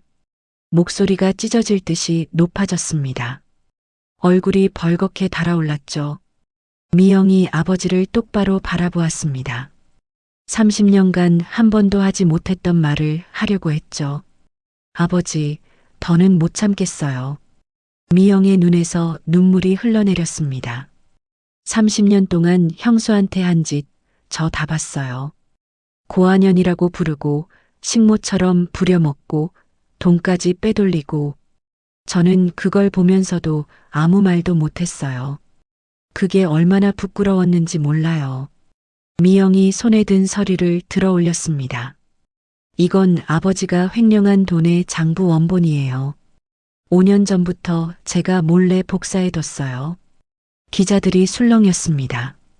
카메라가 일제히 미영에게로 향했죠. 정대호의 얼굴이 일그러졌습니다. 인연이 친아비를 팔아먹는 거야. 고함이 터져 나왔습니다. 하지만 미영은 물러서지 않았죠. 바로 그때 로비 입구가 소란스러워졌습니다. 사람들이 고개를 돌렸죠. 경찰 4명이 들어오고 있었습니다. 경찰들이 맨 앞줄로 다가왔습니다. 한 경관이 정대호 앞에 섰죠. 정대호 씨 사문서 위조 및 횡령 혐의로 체포합니다. 수갑이 정대호의 손목에 채워졌습니다. 찰칵 소리가 로비에 울려 퍼졌죠. 이게 무슨 짓이야? 나를 누구로 보고? 정대호가 발버둥 쳤습니다. 하지만 소용없었죠. 다른 경관이 강 사장에게 다가갔습니다. 강모 씨 사문서 위조 혐의로 체포합니다. 강 사장의 얼굴이 하얗게 질렸습니다. 며칠 전만 해도 큰 돈을 벌 거라고 확신했는데 순식간에 범죄자 신세가 된 거였죠. 김영순에게도 경관이 다가왔습니다. 김영순 씨 횡령 공범 혐의로 체포합니다. 시어머니가 비명을 질렀습니다. 안 돼. 나는 아무것도 모르는 사람이야. 발버둥 쳤지만 수갑은 이미 채워진 뒤였죠. 마지막으로 민수에게도 수갑이 채워졌습니다. 정민수 씨 회사 자금 횡령 혐의로 체포합니다. 민수가 믿을 수 없다는 표정으로 수진을 쳐다보았습니다. 야, 이수진. 내가 이럴 수 있어? 내가 누군데? 수진은 대답하지 않았습니다. 그저 차가운 눈으로 민수를 바라볼 뿐이었죠. 30년 전 결혼 2년 만에 바람을 피우고 혼외자를 낳았던 남자. 평생 자신을 무시하고 비아냥거렸던 남자. 더 이상 할 말이 없었습니다. 4사람이 경찰에 끌려나갔습니다. 카메라 플래시가 쉴 새 없이 터졌죠. 로비 밖에는 이미 경찰차 2대가 대기하고 있었습니다. 정대호가 경찰차에 실리기 직전 뒤를 돌아보았습니다. 건물 입구에 서 있는 수진과 눈이 마주쳤죠. 수진의 표정은 담담했습니다. 승리의 미소도 복수의 쾌감도 없었죠. 그저 30년간의 무게를 내려놓은 사람의 얼굴이었습니다. 경찰차 문이 닫혔습니다. 차가 출발했죠. 구치소로 향하는 길이었습니다. 로비에 남은 기자들이 수진에게 질문을 쏟아냈습니다.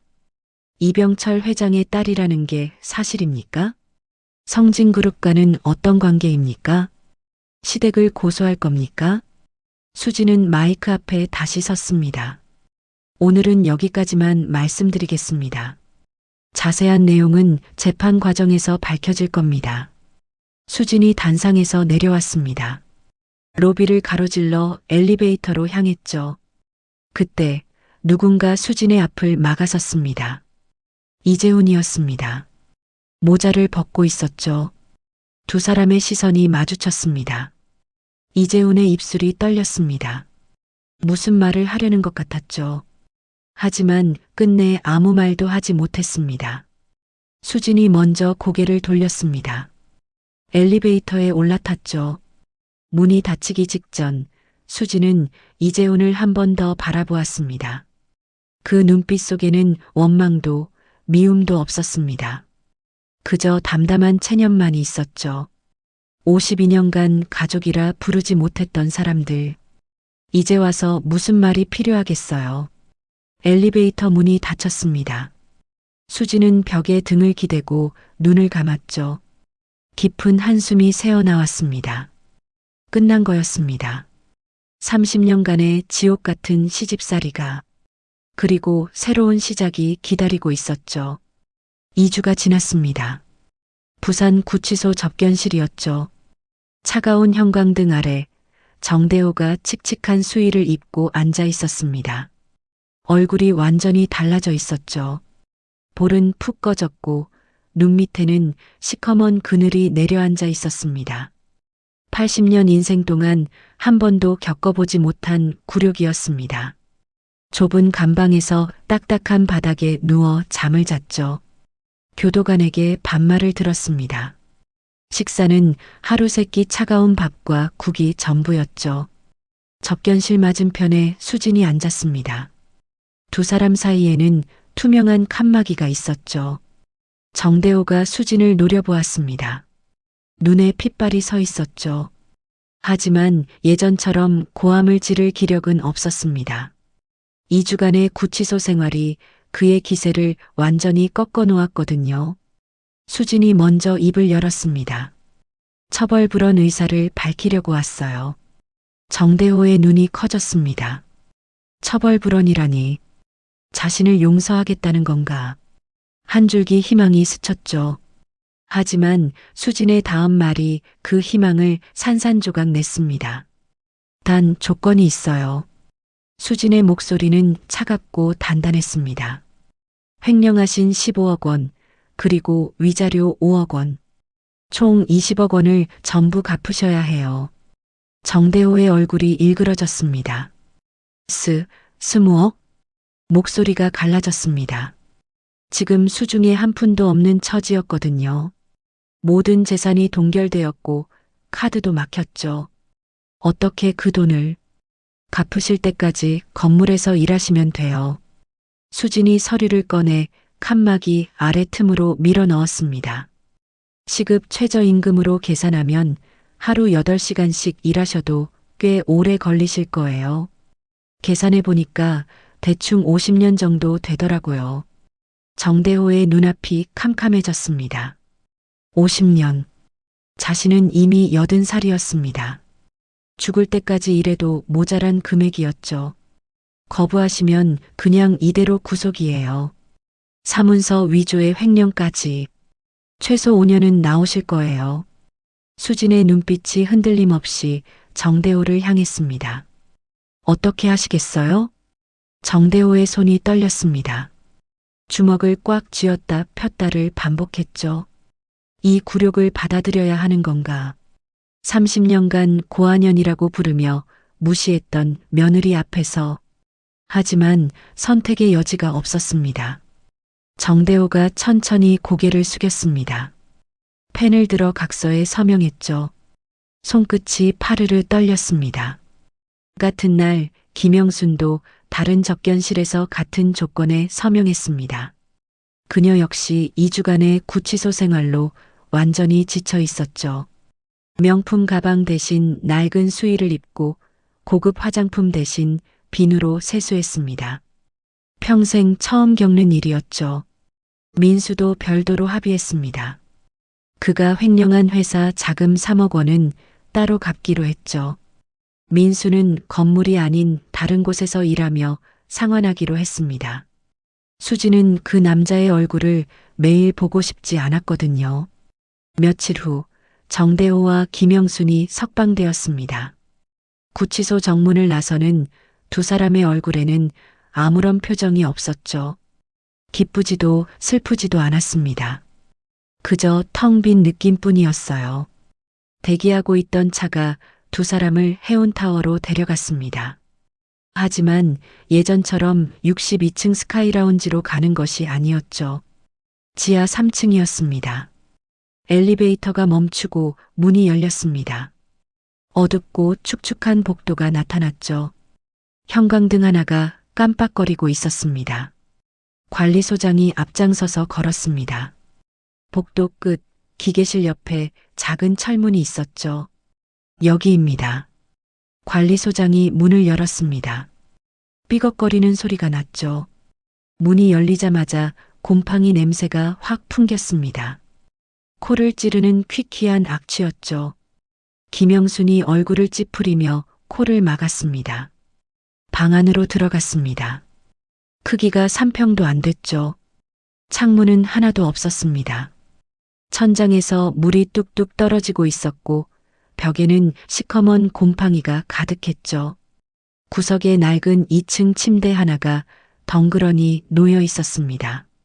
매트리스는 얼룩투성이었고 이불에서는 먼지 냄새가 났죠. 김영순의 다리에 힘이 풀렸습니다.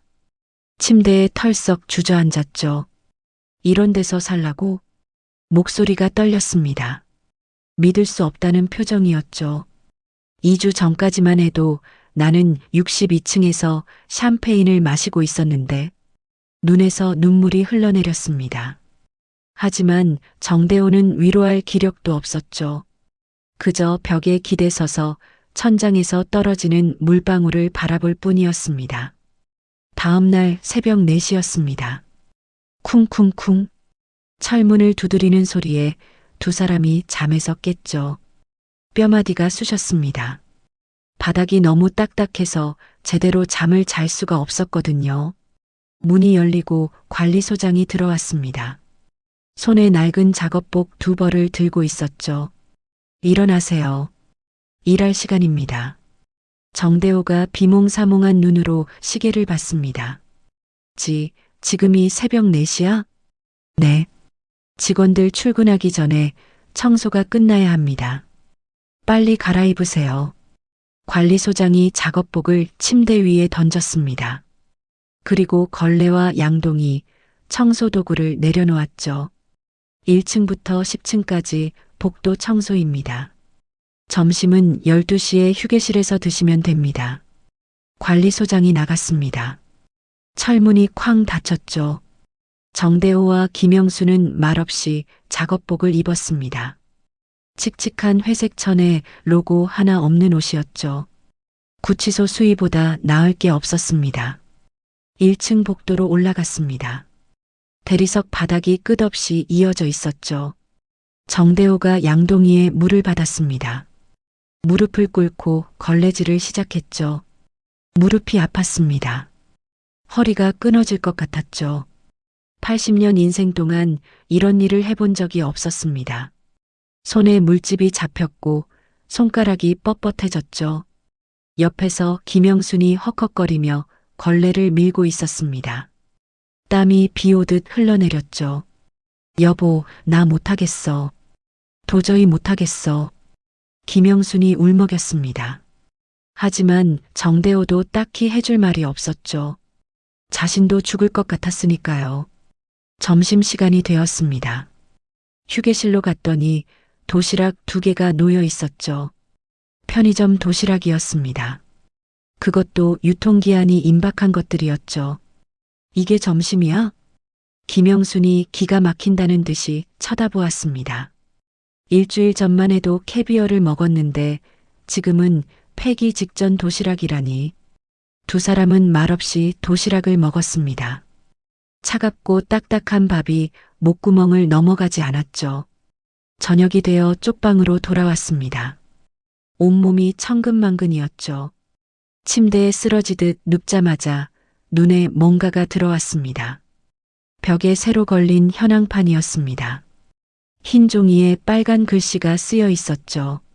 변제 현황, 자녀 채무 19억 8천만 원. 김영순이 그 숫자를 보더니 히스테리를 부리기 시작했습니다. 겨우 200만 원? 하루 종일 죽어라 일했는데 겨우 200만 원이야? 목소리가 찢어질 듯이 높아졌습니다. 이 속도면 평생 일해도 못 갚아. 평생? 정대호가 버럭 화를 냈습니다. 다 당신 때문이야. 당신이 그렇게 명품 사지 않았으면 이 지경까지 안 왔어. 김영순이 눈을 부라렸습니다. 뭐라고? 당신이 20년 동안 여자한테 아파트 사준 건? 그 돈이면 우리가 진작 빚 갚고도 남았어. 두 사람이 서로를 향해 고함을 질렀습니다. 좁은 쪽방 안에서 고성이 오갔죠. 30년간 함께 며느리를 구박하며 한편이었던 부부가 이제는 서로의 목을 물어뜯고 있었습니다. 밤이 깊어지고 고함도 잦아들었습니다. 두 사람은 각자 등을 돌린 채 누워 있었죠. 천장에서는 여전히 물이 뚝뚝 떨어지고 있었습니다. 정대호는 어둠 속에서 눈을 뜨고 있었습니다. 2주 전까지만 해도 1조짜리 빌딩 주인이라고 외치던 자신이었죠. 지금은 그 빌딩 지하에서 곰팡이 냄새를 맡으며 누워 있었습니다. 그때 정대호의 머릿속에 며느리의 얼굴이 떠올랐습니다. 30년 동안 고아년이라고 불렀죠. 식모처럼 부려먹었습니다. 무시하고 구박하고 모욕했죠. 그런데 그 며느리가 성진그룹 창업주의 딸이었습니다. 자신보다 훨씬 높은 집안 사람이었던 거죠. 그걸 모르고 30년간 깔아뭉갰던 겁니다. 정대호는 이를 악물었습니다. 분했습니다. 하지만 그 분함을 어디에 터뜨릴 수도 없었죠. 모든 건 자신의 탐욕 때문이었으니까요. 새벽 4시가 다가오고 있었습니다. 몇 시간 후면 다시 일어나서 걸레를 들어야 했죠. 그리고 내일도 모레도 그 다음 날도 19억 8천만 원이 다 갚아질 때까지 정대호는 천장을 바라보며 중얼거렸습니다. 이게 대체 무슨 인생이야? 그의 목소리는 어둠 속으로 스며들었습니다. 대답하는 사람은 아무도 없었죠. 천장에서 떨어지는 물방울 소리만이 쪽방을 가득 채웠습니다. 며칠 후 아침이었습니다. 수지는 사무실에서 서류를 검토하고 있었죠. 기자회견 이후로 여론이 완전히 뒤집혔습니다. 가짜 계약서 위조 장면이 공개되면서 시댁 식구들을 동정하던 목소리는 사라졌죠. 이제는 수진을 응원하는 댓글이 넘쳐났습니다. 해지 통보를 했던 거래처들도 다시 연락을 해왔습니다. 광고 계약도 원래대로 돌아왔죠. 모든 것이 제자리를 찾아가는 것 같았습니다. 바로 그때 수진의 휴대폰이 울렸습니다. 화면에 정미영이라는 이름이 떴죠. 언니, 큰일 났어요. 전화를 받자마자 미영의 다급한 목소리가 들려왔습니다. 숨을 헐떡이고 있었죠. 무슨 일이에요? 현우가 사고를 쳤어요. 수진의 눈이 가늘어졌습니다. 현우, 전 남편 정민수와 내연녀 사이에서 태어난 혼외자였죠. 올해 28살이었습니다. 아버지를 빼닮아 도박과 사기에 빠져 살았죠. 무슨 사고요? 50억이에요, 언니. 현우가 언니 이름으로 가짜 임대계약서를 만들었어요. 여러 업체한테 보증금을 받아서 다 들고 튀었어요. 수진의 손에서 힘이 빠졌습니다. 휴대폰을 떨어뜨릴 뻔했죠. 50억이라고요? 네. 그리고 지금 필리핀으로 도망갔대요. 어젯밤 비행기 탔다고. 수진의 머릿속이 하얘졌습니다. 50억? 자신의 이름으로 사기를 쳤다니. 그것도 자신이 모르는 사이에. 전화를 끊자마자 수지는 최영태 변호사에게 연락했습니다. 현우가 사고를 쳤어요. 50억짜리 사기예요. 경찰에 먼저 신고해 주세요. 변호사의 목소리가 급해졌습니다. 피해 업체들이 저희를 찾아올 겁니다. 어떻게 대응할까요? 저도 피해자라는 점을 강조해 주세요. 제 이름이 도용된 거니까요. 수지는 전화를 끊고 창밖을 바라보았습니다. 겨우 상황이 안정되나 싶었는데 또 다른 폭풍이 밀려오고 있었죠. 그날 오후였습니다. 수진이 1층 로비로 내려가려는 순간 엘리베이터 문이 열리자마자 고함 소리가 들려왔습니다. 건물주 어딨어? 내 돈 내놔. 로비가 아수라장이었습니다. 사람들이 수십 명이나 몰려와 있었죠. 얼굴이 벌겋게 달아오른 사람들이 소리를 지르고 있었습니다. 어떤 사람은 책상을 발로 차고 있었고 어떤 사람은 의자를 집어던지고 있었죠. 쾅! 유리창이 깨지는 소리가 났습니다. 수진이 로비로 나서자 누군가가 수진을 알아보았습니다. 저기다. 전현이야. 우르르 사람들이 달려왔습니다. 수진은 미처 피하지 못했죠. 덩치 큰 중년 남자가 수진 앞으로 다가왔습니다. 얼굴이 일그러져 있었죠. 눈이 충혈되어 있었습니다. 남자가 수진의 멱살을 잡았습니다. 옷깃이 구겨졌죠. 50억 내놔. 고함이 터져 나왔습니다. 침이 튀었죠. 당신 때문에 우리 회사 망하게 생겼어. 그 돈 없으면 직원들 월급도 못 줘. 수진의 목이 졸렸습니다. 숨이 막혔죠. 경호원들이 달려왔지만 사람들이 너무 많았습니다. 저도 피해자예요. 수진이 간신히 입을 열었습니다. 뭐, 피해자? 남자가 비웃었습니다. 웃기지 마. 내 이름으로 된 계약서야. 내가 책임져. 수진이 가방에서 서류를 꺼냈습니다. 경찰에 신고한 접수증이었죠. 이것 좀 보세요. 저도 오늘 아침에 신고했어요. 제 이름이 도용된 거예요. 남자가 서류를 낚아챘습니다. 읽어 내려가더니 얼굴이 굳어졌죠. 이게 진짜야? 네. 저도 피해자예요. 현우라는 사람이 제 이름을 도용해서 사기를 친 거예요. 수진이 숨을 고르며 말을 이었습니다. 저한테 화내실 게 아니라 같이 그 사람을 잡아야 해요. 저도 잡고 싶어요. 제 이름으로 이런 짓을 하다니 저도 분해 죽겠어요. 남자의 손에서 힘이 빠졌습니다. 멱살을 놓았죠. 다른 피해자들도 수진의 말을 들었습니다. 웅성거리기 시작했죠. 저 여자도 피해자래. 도용이라고? 그럼 진짜 범인은 따로 있는 거야? 수진이 피해자들을 둘러보았습니다. 경찰에서 수사 중이에요. 현우는 지금 필리핀에 있다고 해요. 반드시 잡을 거예요. 제가 약속할게요. 수진의 눈빛이 단단했습니다. 피해자들은 그 눈빛을 보고 조금씩 진정하기 시작했죠. 우리도 협조할게요. 그 새끼 꼭 잡아요. 덩치 큰 남자가 말했습니다. 아까와는 다른 목소리였죠. 피해자들이 하나둘 로비를 빠져나갔습니다. 수지는 무너진 로비를 바라보았죠. 깨진 유리창, 뒤집어진 의자들, 바닥에 흩어진 서류들. 또 한 번의 폭풍이 지나간 자리였습니다. 그날 저녁이었습니다. 수지는 사무실에서 수습 방안을 논의하고 있었죠. 그때 휴대폰에 알림이 떴습니다. 뉴스 속보였죠. 해운타워 50억 사기 사건, 건물주도 피해자? 기사를 읽어 내려갔습니다. 다행히 수진이 피해자라는 점이 부각되어 있었죠. 하지만 그 아래 댓글은 여전히 시끌시끌했습니다. 그래도 관리부실 아니야? 건물주가 몰랐다는 게 말이 돼? 뭔가 있는 거 아니야? 수지는 한숨을 내쉬었습니다. 이번에도 여론의 칼날이 향할 수 있었죠. 또다시 싸워야 할지도 모른다는 생각이 들었습니다. 바로 그때 수진의 휴대폰이 다시 울렸습니다. 낯선 번호였죠. 여보세요? 전화기 너머로 급박한 목소리가 들려왔습니다.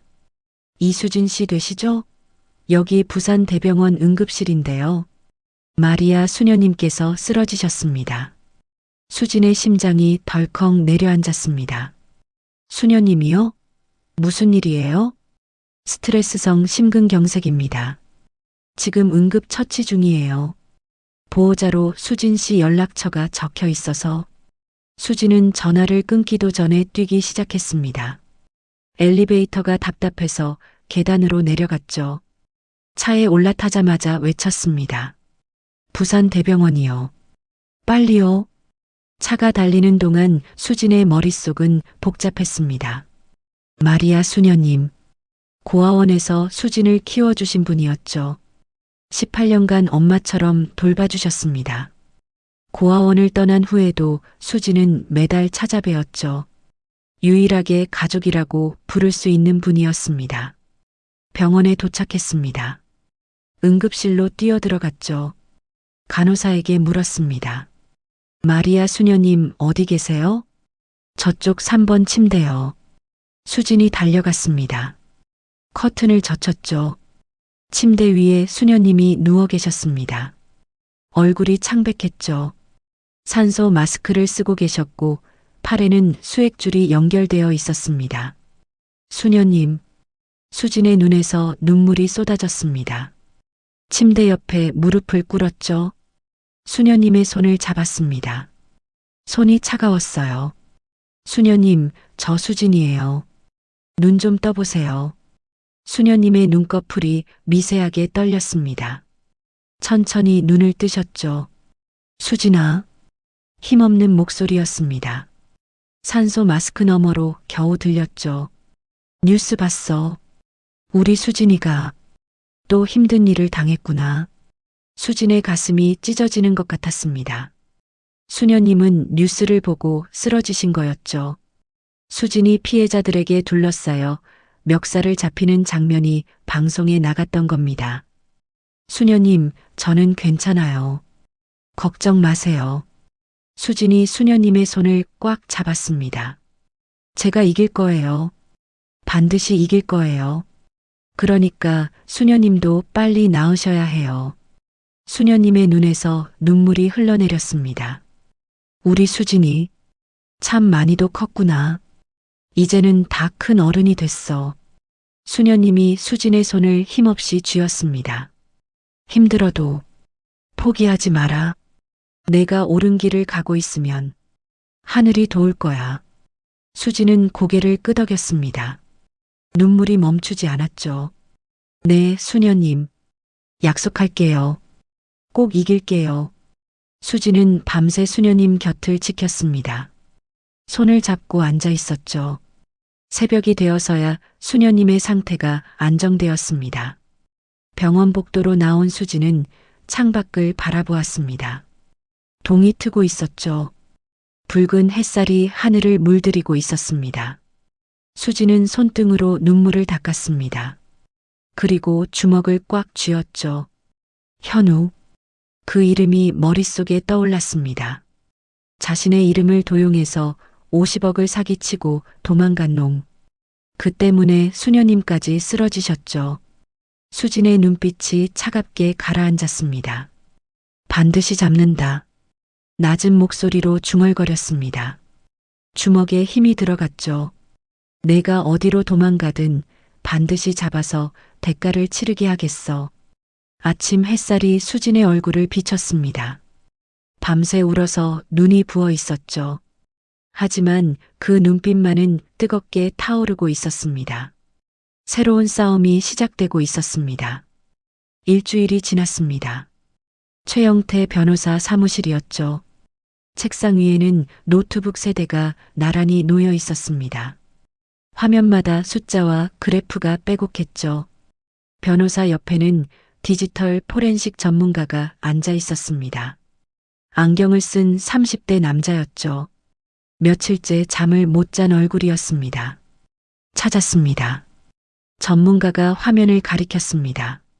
수진이 몸을 앞으로 기울였죠. 현우의 도박 사이트 접속 기록이에요. IP 추적해봤더니 필리핀 마닐라에서 찍히네요. 화면에 지도가 떴습니다. 빨간 점이 마닐라 시내를 가리키고 있었죠. 더 구체적으로 알 수 있어요? 수진이 물었습니다. 전문가가 키보드를 두드렸습니다. 새로운 창이 열렸죠. 가상화폐 거래 내역도 추적했어요. 현우가 사기친 돈 일부를 비트코인으로 바꿨더라고요.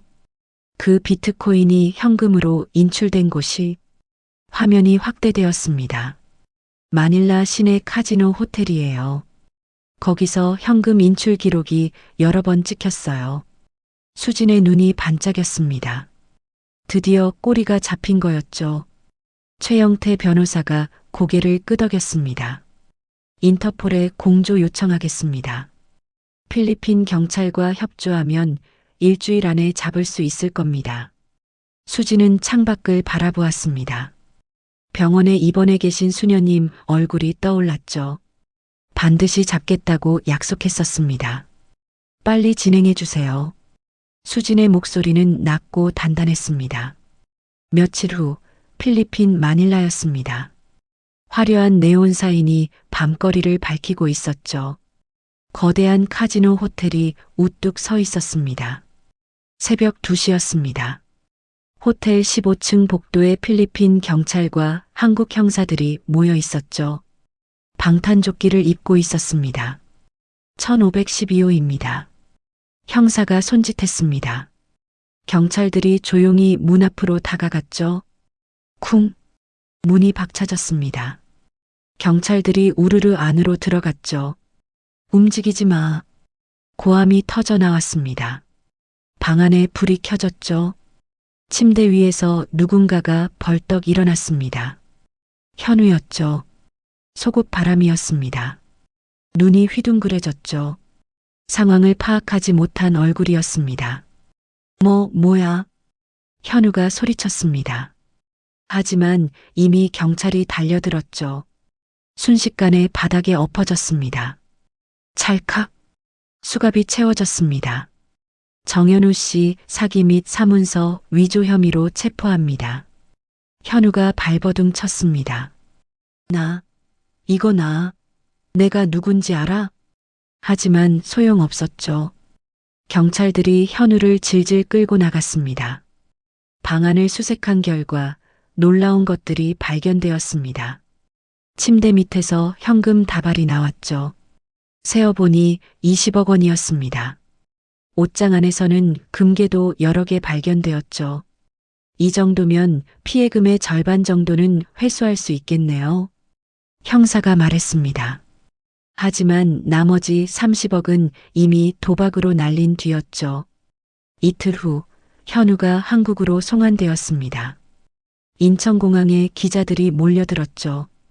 플래시가 미친 듯이 터졌습니다. 현우는 고개를 푹 숙인 채 끌려 나왔습니다. 며칠 전까지만 해도 마닐라 카지노에서 호화롭게 지냈던 사람이었죠. 지금은 수갑을 차고 죄인의 모습으로 카메라 앞에 섰습니다. 피해자들에게 할 말 없습니까? 기자가 마이크를 들이밀었습니다. 현우는 대답하지 않았죠. 그저 이를 악물고 있을 뿐이었습니다. 한 달 후 부산지방법원이었습니다. 재판이 열렸죠. 법정 안에는 사람들이 가득 차 있었습니다. 방청석에 수진과 피해자들이 앉아 있었죠. 피고인석에는 현우가 수의를 입고 앉아 있었습니다. 그 옆에는 강 사장도 있었죠. 별도의 좌석에 정대호와 김영순, 민수가 앉아 있었습니다. 이들은 수진의 처벌 불원으로 불구속 재판을 받고 있었죠. 재판장이 입을 열었습니다. 증인 정미영 씨, 앞으로 나와주세요. 법정이 술렁였습니다. 정미영이 자리에서 일어났죠. 증인석으로 걸어갔습니다. 다리가 떨렸지만 걸음을 멈추지 않았습니다. 선서를 마치고 증인석에 앉았습니다. 재판장이 물었죠. 증인은 피고인 정대호의 딸이 맞습니까? 네, 맞습니다. 미영의 목소리가 떨렸습니다. 아버지와 오빠 그리고 어머니가 형수에게 어떤 일을 했는지 증언해 주세요. 미영이 깊은 숨을 들이쉬었습니다. 그리고 입을 열었죠. 저희 가족은 30년 동안 형수를 학대했습니다. 법정이 조용해졌습니다. 고아년이라고 부르며 모욕했어요. 식모처럼 부려먹었어요. 형수가 아프면 꾀병이라고 했고 울면 쓸데없이 운다고 했어요. 미영의 눈에서 눈물이 흘러내렸습니다. 아버지는 건물 관리비에서 15억 원을 횡령했어요. 그 돈으로 내연녀한테 아파트를 사줬어요. 어머니는 그 돈으로 명품을 사드렸고요.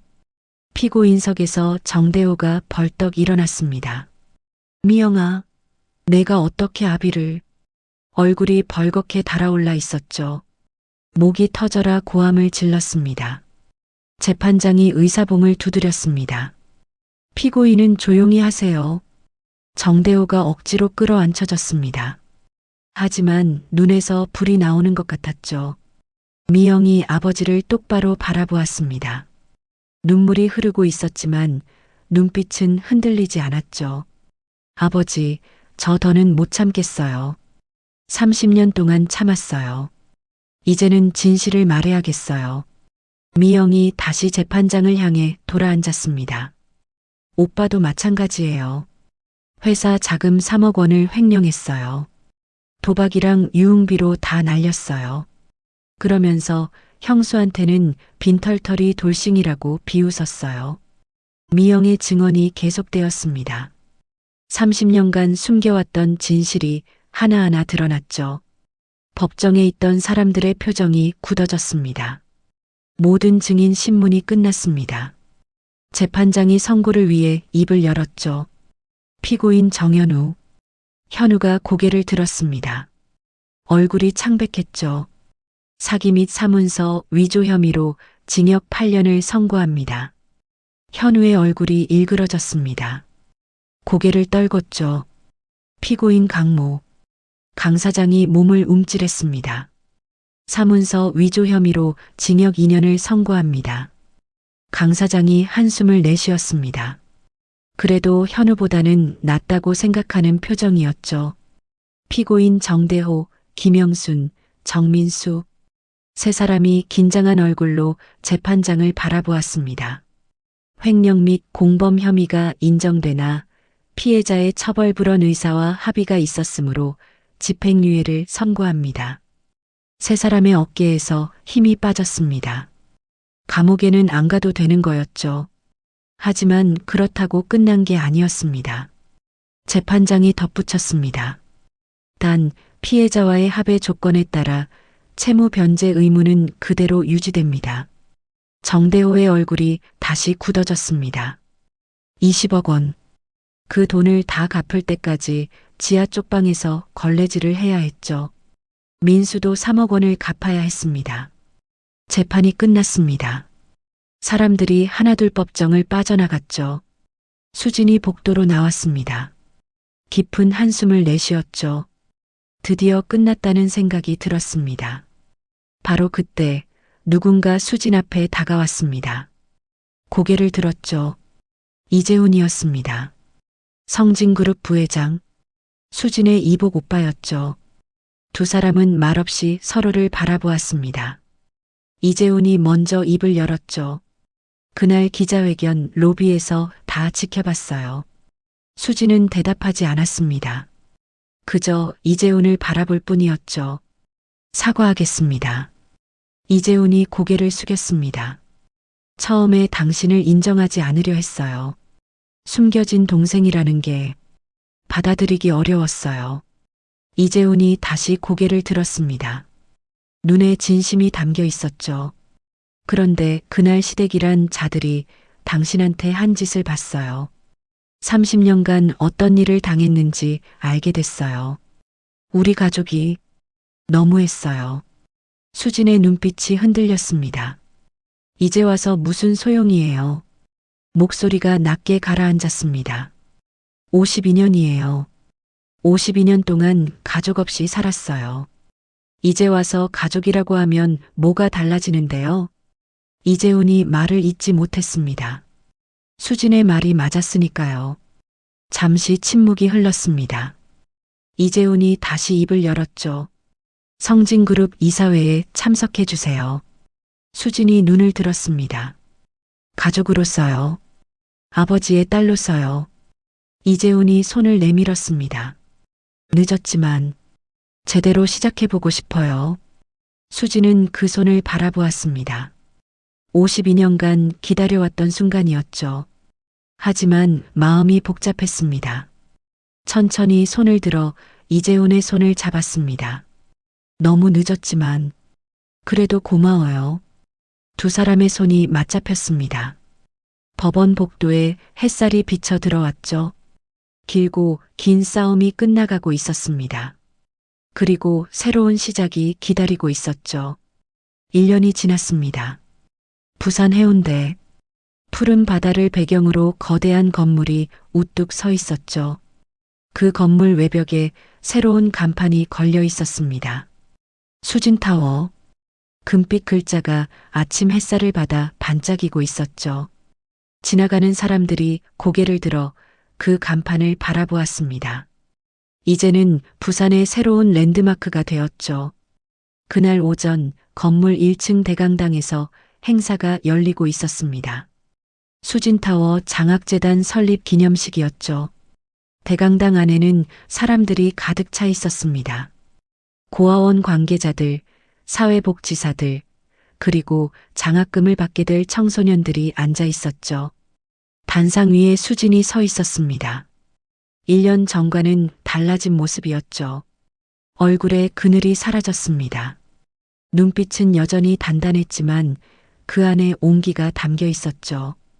오늘 이 자리에 서니까 감회가 새롭습니다. 수진이 마이크 앞에서 입을 열었습니다. 저도 고아원에서 자랐어요. 18년 동안요. 그때는 미래가 보이지 않았습니다. 내가 뭘 할 수 있을까, 어디로 가야 할까, 매일 불안했어요. 대강당이 조용해졌습니다. 사람들이 숨을 죽이고 듣고 있었죠. 하지만 포기하지 않았어요. 넘어져도 다시 일어났어요. 그렇게 52년을 살았습니다. 수진의 목소리가 떨렸습니다.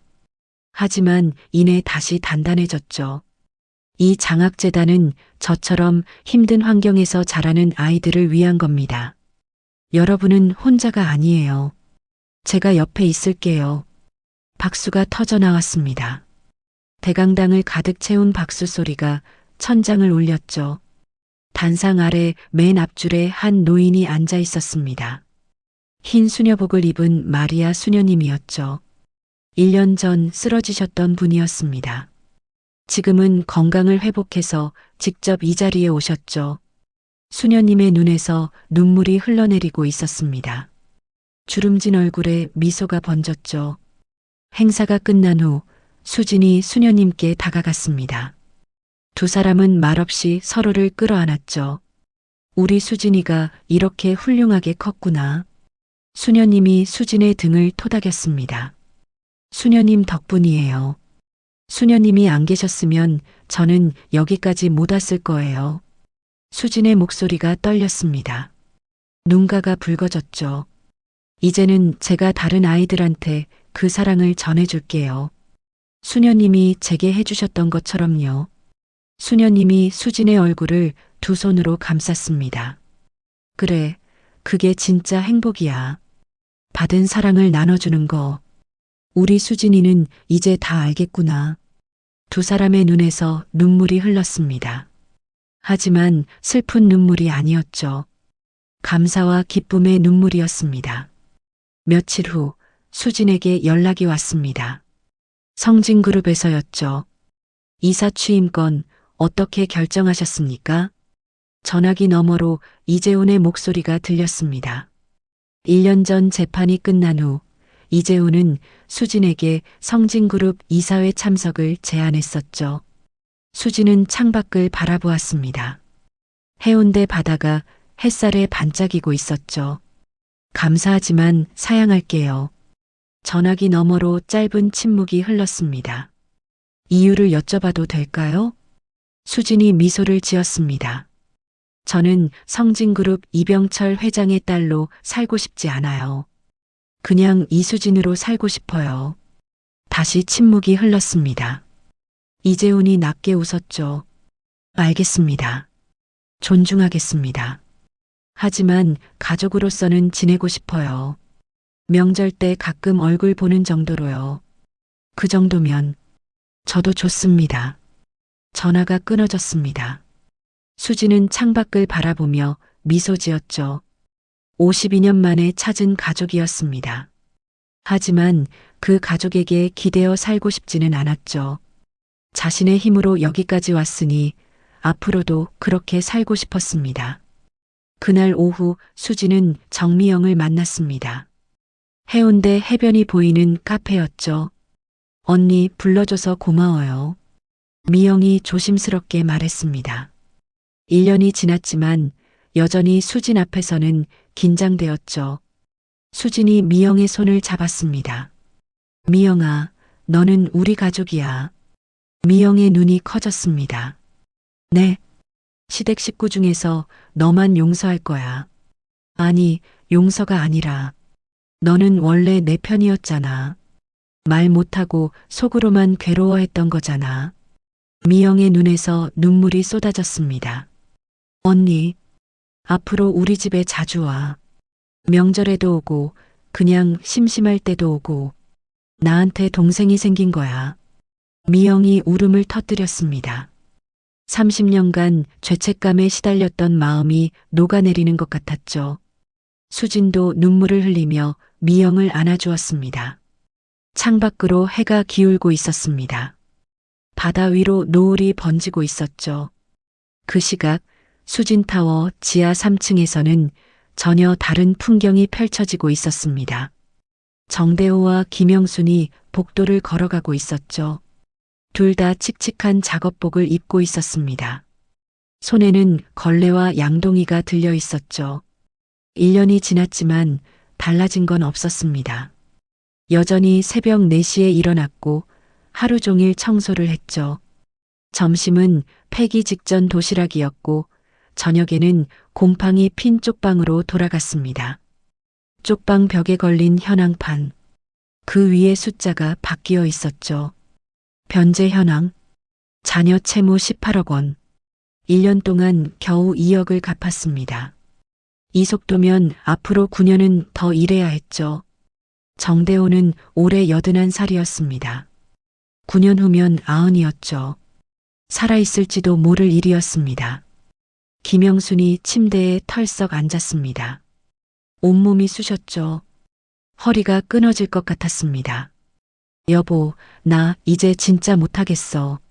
신음 같은 소리가 흘러나왔습니다. 하지만 정대호도 대답할 기력이 없었죠. 벽에 기대서서 헐떡거릴 뿐이었습니다. 1년 전 이 모든 게 자기 탓이라는 걸 알았습니다. 탐욕 때문에 횡령을 했고 오만함 때문에 가짜 계약서를 만들었죠. 그 모든 것이 부메랑이 되어 돌아왔습니다. 하지만 후회해도 소용없었습니다. 이미 엎질러진 물이었죠. 남은 건 이 지옥 같은 생활을 견디는 것뿐이었습니다. 한편 민수는 다른 곳에서 일하고 있었습니다. 건설 현장이었죠. 하루 종일 벽돌을 나르고 시멘트를 섞었습니다. 3억 원을 갚으려면 아직도 한참 남았죠. 현우는 교도소에 있었습니다. 징역 8년. 차가운 감방에서 철창 너머 하늘을 바라보며 하루하루를 보내고 있었죠. 강 사장도 마찬가지였습니다. 징역 2년. 자신의 욕심이 불러온 결과였죠. 해가 졌습니다. 수진이 건물 옥상으로 올라갔습니다. 해운대 바다가 노을빛으로 물들어 있었죠. 붉은색, 주황색, 보라색이 뒤섞인 아름다운 하늘이었습니다. 수진은 가방에서 사진 한 장을 꺼냈습니다. 이병철 회장의 사진이었죠. 친아버지였습니다. 얼굴을 직접 본 적은 몇 번 없었지만 이 사진만큼은 늘 가지고 다녔습니다. 아버지, 수진이 나지막이 불렀습니다. 바람이 머리카락을 흩날렸죠. 저 이제 제 이름 찾았어요. 사진 속 아버지가 미소 짓고 있는 것 같았습니다. 고아원에서 자랐어도 시집에서 구박받았어도 저는 끝까지 버텼어요. 이제는 당당하게 제 이름 걸고 살아요. 눈물이 볼을 타고 흘러내렸습니다. 하지만 슬픈 눈물이 아니었죠. 고마워요, 아버지. 이 건물 남겨주셔서 덕분에 제 이름을 찾았어요. 발소리가 들렸습니다. 뒤를 돌아보니 정미영이 서 있었죠. 언니, 여기 있었구나. 미영이 다가와 수진 옆에 섰습니다. 두 사람은 나란히 바다를 바라보았죠. 언니, 행복해? 미영이 조심스럽게 물었습니다.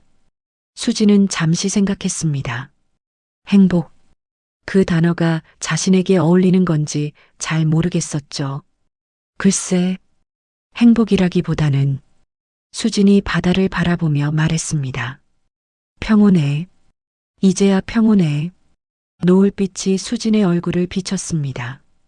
52년 동안 남의 이름으로 살았어.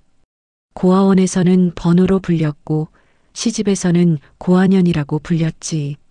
내 이름을 당당하게 부를 수 있게 된 게 이제야 1년밖에 안 됐어. 수진이 미영을 바라보았습니다.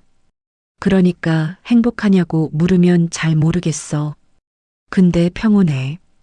이제야 제 이름을 찾았으니까 그걸로 충분해. 미영이 고개를 끄덕였습니다. 눈가가 촉촉해졌죠.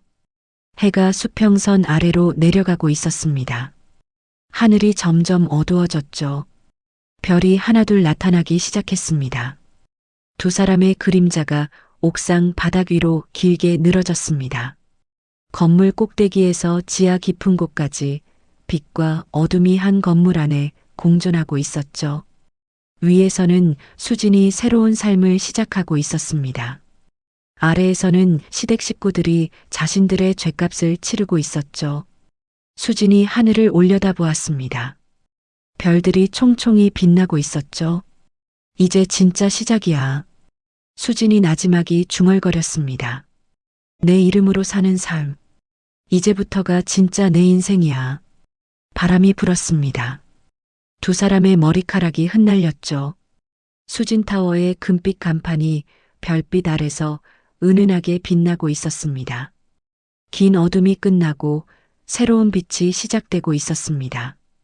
오늘 이야기가 마음의 작은 울림으로라도 남았다면 가끔 이곳에 다시 들러주셔도 좋겠습니다. 여유가 되신다면 사연의 주인공에게 따뜻한 한 줄 남겨주세요. 그 마음이 누군가의 내일을 버티게 해줄지도 모릅니다. 당신의 오늘과 내일을 진심으로 응원합니다. 여기는 시라 보따리였습니다. 감사합니다.